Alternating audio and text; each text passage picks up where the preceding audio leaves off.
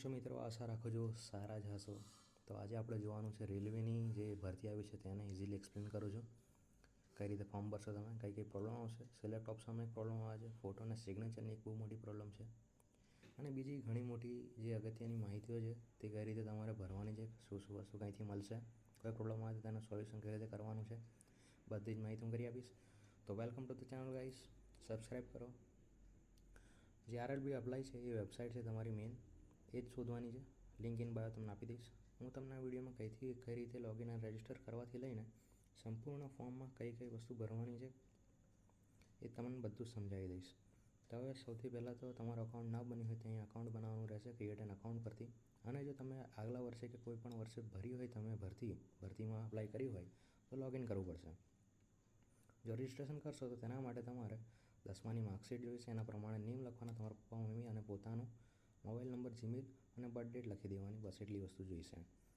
અહીં પછી તમારે લોગિન કરવા માટે login with RRB account credential, તમે જે રજિસ્ટ્રેશન કરશો એનાથી તમને એક પાસવર્ડ બનાવવા માટેનું આવશે. તમારો મોબાઈલ નંબર એ તમારું અહીંથી સાઇન ઇન થશે. Mobile number, password, I am not robot પર ક્લિક કરવાનું. લોગિન થઈ ગયું. ઓનલાઈન એપ્લિકેશન એના પર ક્લિક કરશો તો પણ તમે નેક્સ્ટ પેજ પર આવી જશો. ઓનલાઈન એપ્લિકેશનની અંદર તમારે લાસ્ટ 2 જે ભરતીઓ છે વેકેન્સી, તેના પર ક્લિક કરવાનું રહેશે. ત્યાં તમારે અંડર ગ્રેજ્યુએટ અને ગ્રેજ્યુએટ પ્રમાણે કરવાનું રહેશે. અંડર ગ્રેજ્યુએટ હોય તો અહીંયા અને ગ્રેજ્યુએટ હોય તો એકદમ છેલ્લી. તમારે સેન્ટર સિલેક્ટ કરવાનું છે અમદાવાદ, બંનેમાં અમદાવાદ જ રહેશે આપણું, ગુજરાત માટે છે. પછી બંને જે આપણે ટિક બોક્સ આપ્યા છે તેમાં આઈ એમ નોટ કરન્ટલી વાળું અને આઈ આર હિયર બાય, એ બંનેમાં ક્લિક કરવાનું રહેશે. નેક્સ્ટ કરવાનું રહેશે. નેક્સ્ટ કરશો તમે એટલે નવું પેજ ખુલશે. એમાં તમારી ડિટેલ્સ જે તમે રજિસ્ટ્રેશન કર્યું હશે એ આવી ગઈ હશે. ના આવે તો ફરીથી રિફ્રેશ મારો, આવી જશે. આધાર ઓટીપી કરીને આધાર ઓટીપી માંગી શકે તો આધાર ઓટીપી ભરી દેજો. એક અમુક વાર આવે છે, અમુક વાર નથી આવતું, પાકું ના કહી શકાય. હવે જેને કાસ્ટ સર્ટિફિકેટમાં કોઈ પ્રોબ્લેમ આવે તો તેના માટે જે revenue officer not below the rank of tehsildar, એ ઓપ્શન સિલેક્ટ કરવાનું છે જો તમે મામલતદારમાંથી કઢાવ્યું હોય. અને જો કોઈ ઓપ્શન જ ના આવે તો તમારે રિફ્રેશ કરવાનું રહેશે. કોઈપણ જગ્યાએ જો તમારે ઓપ્શનમાં સિલેક્ટ કરવાનું, નીચે કોઈ ઓપ્શન ના દેખાય, કોઈ વસ્તુ જ ના આવે તો તમારે રિફ્રેશ જ કરાવવાનું રહેશે. એ જ એક ઓપ્શન રહેલો છે. આ જે ફોર્મ છે એ 30 મિનિટની અંદર તમારે ભરી દેવાનું, અથવા ના ભરાય તો કોઈ પણ એક જે પેજ છે તમારું, એ પેજની માહિતી તમે ભરી દો અને સેવ કરી દો, જેથી તમારી માહિતી જતી ના રહે. હવે અહીં જો, અહીં 26 મિનિટ, જો મારી 4 મિનિટ જતી પર નહીં. હવે જો અહીં અપલોડ ડોક્યુમેન્ટ્સમાં તમારે જો કાસ્ટ સર્ટિફિકેટ જો તમારું હોય કોઈ પણ, જે 400 KBની અંદર હોવું જોઈએ, તમારે કાસ્ટ સર્ટિફિકેટ અપલોડ કરવાનું રહેશે. અપલોડ કરીને સેવ કરવાનું રહેશે. ત્યારબાદ નીચે એકદમ પ્રેઝન્ટ એડ્રેસ અને પરમનન્ટ એડ્રેસ બંને સેવ કરવાના રહેશે, લખી દો. ચલો સબસ્ક્રાઈબ કરી લો પહેલાં. ચાલો નેક્સ્ટ પેજ પર તમારે બધામાં નો જ આવશે. જો કોઈ હોય એક્સ સર્વિસમેન તો યસ કરવાનું, બેન્ચમાર્ક હોય તો યસ કરવાનું, સ્ક્રાઇબ જોઈતું હોય તો યસ કરવાનું, EBC વાળું કોઈ હોય તેને યસ કરવાનું, ઇન્ડિયન રેલવેમાં પહેલાં તો યસ કરવાનું, બેંક અકાઉન્ટની ડિટેલ લખી દેવાની, સેવ કરી દેવાનું અને નેક્સ્ટ કરી દેવાનું. હવે અહીંયા 10માની ડિટેલ તમારે ભરવાની રહેશે. ત્યારબાદ 12માની જો અંડર ગ્રેજ્યુએટનું ભરતા હોય તો 12માની ડિટેલ ભરવાની રહેશે. બધી જે ડિટેલ્સ છે એ ભરી દો. 12માની જે ડેટ ઓફ પાસિંગ છે એ તમારે ધ્યાન રાખવાનું રહેશે કે રિઝલ્ટમાં નહીં હોય, એ તમારે સર્ટિફિકેટનું જે છે ને, સર્ટિફિકેટ 12માનું એની અંદર હશે. બેચલર ડિગ્રીની ડિટેલ્સ ભરી દો. જો તમે ખાલી ગ્રેજ્યુએશન પર ભરતા હશો તો તમારે 12માની ડિટેલ ભરવાની જરૂર પડતી નથી, ખાલી 10માની અને ગ્રેજ્યુએટની બે જ વસ્તુ ભરવાની રહેશે. આટલી વસ્તુ ભરશો. તેમજ જે કમ્પ્યુટરનું જે ઓપ્શન આવે છે ને, તમારે જે ક્વોલિફાઈ છો કે નહીં, ઇંગ્લિશ તમે લખી શકો છો કે નહીં, તો યસ કરી દેજો જો લખી શકતા હોય તો. ત્યારબાદ જે નેક્સ્ટ કરવાનું સેવ કરીને, અહીં જે ઇમેજવાળું આવ્યું, અહીં તમારે capture live image from mobile કરવાનું રહેશે.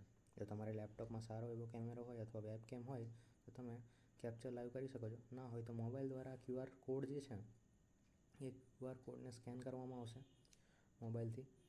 એ કોડને સ્કેન કરો એટલે તમારા મોબાઈલમાં સ્કેન કઈ રીતે કરવાનું એ પણ તમને બતાવું છું. તો સ્કેન કરશો ને તમે, તો સ્કેન કરવા માટે તમારે પહેલાં તો ગૂગલ ખોલવાનું. ગૂગલ ખોલીને એમાં જે કેમેરાવાળું આઇકન છે ને એના પર ક્લિક કરવાનું. કેમેરાવાળા આઇકન પર ક્લિક કરશો, કેમેરો ખુલશે. એના પર સ્કેન કરો અને આના પરથી લિંક જે આવે ને એને ઓપન કરો. લિંક ઓપન કર્યા બાદ એમાં તમારે લોગિન કરવાનું વસ્તુ આવશે રેલવેની વેબસાઇટ પર. એમાં તમારે તમારો મોબાઈલ નંબર અને પાસવર્ડ લખવાનો. પાસવર્ડ લખીને લોગિન કરવાનું.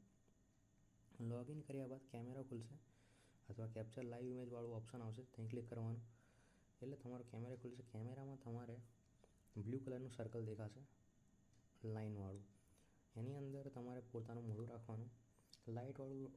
લાઇટવાળું જરાક રૂમ હોય એમાં જવાનું અને તમારી ટી શર્ટ વ્હાઇટ ન હોય એવી ધ્યાન રાખવાનું. તમારું ફેસ એમાં નેચરલ આવે અને તમે આંખોની સામે તમારો કેમેરો હોય એવું રાખવાનું અને પછી બ્લિંક કરવાનું 2 થી 3 ટાઈમ. જો ના થાય તો ફરીથી બ્લિંક કરવાનું અને ફોટો પડવા દેવાનો. ફોટો ઓટો ક્લિક થશે, તમે પાડી નહીં શકતા. પછી સેવ કરો અને ત્યારબાદ ફરીથી લેપટોપ પર આવી જાઓ અથવા જે મોબાઈલનો જે બ્રાઉઝર હોય એમાં રિફ્રેશ કરો. હવે સૌથી મોટો પ્રોબ્લેમ સિગ્નેચરનો છે, જેમાં બહુ જ મોટો પ્રોબ્લેમ આવે છે સિગ્નેચરનો.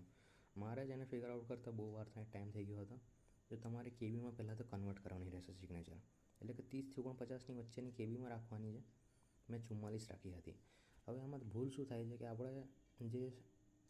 આપણને જે ડાયમેન્શન આપ્યા છે એ પ્રમાણે આપણે સેટ કરીએ કે 60 અને 140, પણ એવું નથી કરવાનું. આપણે તેને થોડુંક મોટું રાખવાનું છે.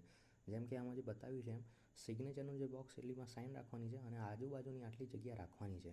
તે આપણે રેલવેની વેબસાઇટ પર જ્યારે ફોટો અપલોડ કરીશું ને ત્યારબાદ તે ત્યાં સેટ કરવાનું રહેશે, જે હું તમને આગળ હમણાં બતાવું છું. જુઓ, જો સિગ્નેચરની જે પસંદગી કરવાની એ આપણે કન્વર્ટ કરી છે 44 કેબીની, જે 30 થી 49 કેબીની વચ્ચેની.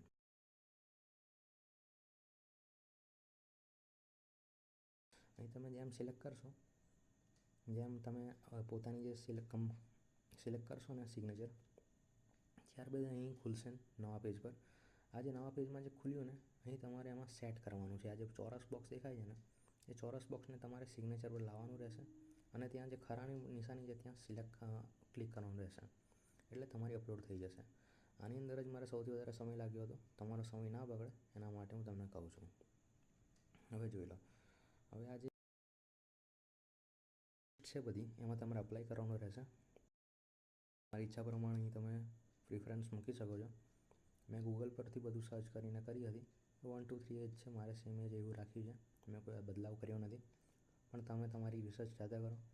તમારે કયું આગળ રાખવું છે, કયામાં વધારે વેકેન્સી છે એ પ્રમાણે કરી શકો છો. પછી આ જે 3 જે બોક્સ જે ક્લિક કર્યા છે બ્લુ કલરમાં એ કરો, સેવ કરો, પ્રિવ્યૂ કરો. જોઈ લો કઈ વસ્તુઓ છે. લેંગ્વેજમાં ગુજરાતી રાખી છે મેં, તમે પણ ગુજરાતી રાખશો. જો કોઈ પ્રોબ્લેમ થાય તો આવું થઈ શકે છે. જો મારે એક પ્રોબ્લેમ આવી ગઈ, ડાયરેક્ટ અનઓથરાઇઝ એક્સેસ થઈ ગયો કે સમય પૂરો થઈ ગયો એવું લાગે. જો લોગિન કરવાનું ફરીથી, ફોન પર ઓટીપી આવશે, ઓટીપી નાખો, ફરીથી લોગિન કરો. લોગિન કરો એટલે તમે ફરીથી તે જે ઓનલાઈન એપ્લિકેશનવાળું જે પેજ હતું તેના પર આવી જશો. ત્યાંથી ફરીથી જે એક્ઝામ આપણે આપવાના હતા જેના પર વેકેન્સી પર સિલેક્ટ કર્યું હતું ત્યાં ફરીથી ક્લિક કરો, નેક્સ્ટ કરો અને આપણે જે પેજ સેવ કરેલા હતા ત્યાં પહોંચી જશો. જુઓ, આ મેં પહેલાં ભરી હતી તેની એપ્લિકેશન હિસ્ટ્રી છે. જો ગ્રેજ્યુએટનું મેં ભર્યું હતું, જો એમાં પેમેન્ટ નામાં એવું બધું ના થાય કારણ કે મેં ફી ઓલરેડી ભરેલી છે. ત્યાંથી તમે ડાઉનલોડ કરી શકો છો ફી રિસિપ્ટ. હવે ડાયરેક્ટ આવે પહેલાં પેજ પર, તો પહેલાં પેજમાં આપણે ફી પેમેન્ટ કઈ રીતે કરશું. ફી પેમેન્ટ કરવા માટે નેક્સ્ટ કરીશું ને આપણે, એટલે એના પછી પે વિથ SBI પે કરશે.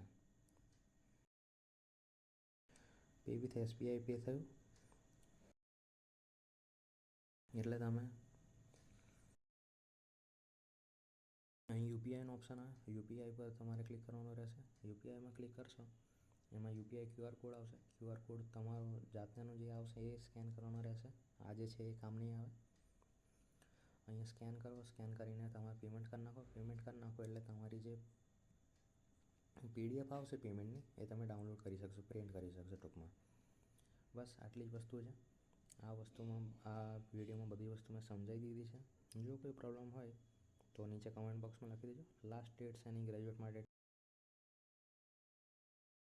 ધ્યાન રાખજો. બસ આજના માટે આટલું જ. Thank you very much. વિડીયોને લાઈક, સબસ્ક્રાઈબ કરી દેજો. Okay, good bye.